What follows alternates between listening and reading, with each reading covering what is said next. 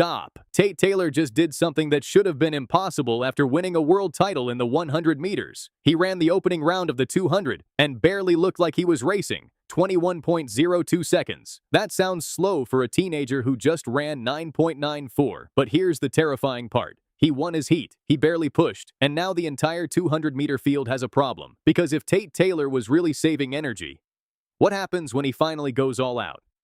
Here's what you need to know. Just days ago at Hayward Field in Eugene, Taylor became a world champion in the men's 100 meters. The 18-year-old American exploded to 9.94 seconds and won the title by more than a tenth of a second.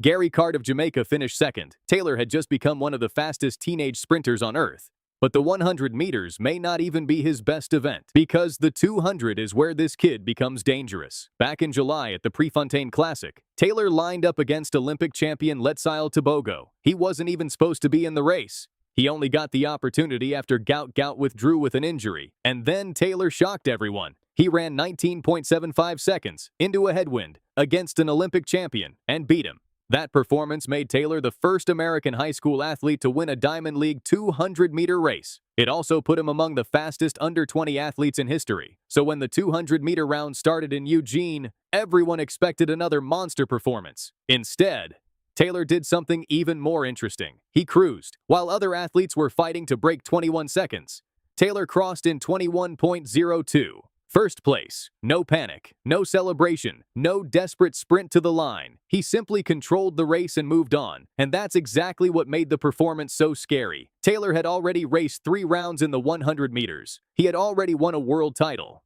There was absolutely no reason to waste energy in an opening 200-meter round, so he didn't. He saved his legs. And now, the final is where everything changes.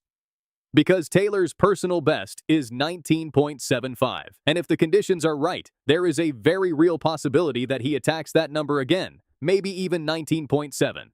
And here's where the numbers get ridiculous. At the Prefontaine Classic, Taylor opened his 19.75 with roughly 10.21 seconds over the first 100 meters. Then he closed the second half in approximately 9.54. That's absurd speed. If he can reproduce anything close to that in a championship final, the clock could get very, very interesting. But Taylor isn't guaranteed another easy victory. Gary Card is back. The Jamaican already ran under 10 seconds this season and owns a 20.28 personal best over 200 meters. Then there's Jake Jordan from Great Britain. And here's the problem. He actually beat Taylor earlier this year in the 100 meters at Nike Outdoor Nationals. He also trains alongside Taylor, so he knows exactly what he's capable of. Then there's Blake Hamilton. The American owns a 20.22 personal best, and South Africa's Marco Ferreira is coming off a bronze medal in the 100-meter final. This isn't a victory lap. It's a loaded world championship final. But Taylor has already shown something that makes this entire field nervous. He doesn't look intimidated. He doesn't look overwhelmed.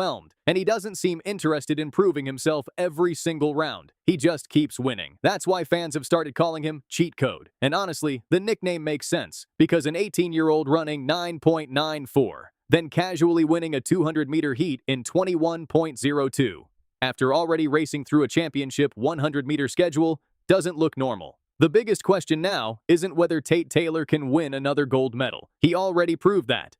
The question is, how fast can he run when he finally stops holding back? Could he destroy his 19.75 personal best? Could he break 19.70? Could Hayward Field produce another historic performance? We are about to find out, because the 200-meter final is coming. And if Tate Taylor really was only cruising in that opening round, the rest of the field should be very worried. Comment below, does Tate Taylor break 19.75 in the final? Or does one of these young stars finally stop the cheat code? Subscribe to Sprint Report for the biggest sprinting stories, rivalries, records, and future stars in track and field. Because Tate Taylor's story is only getting started.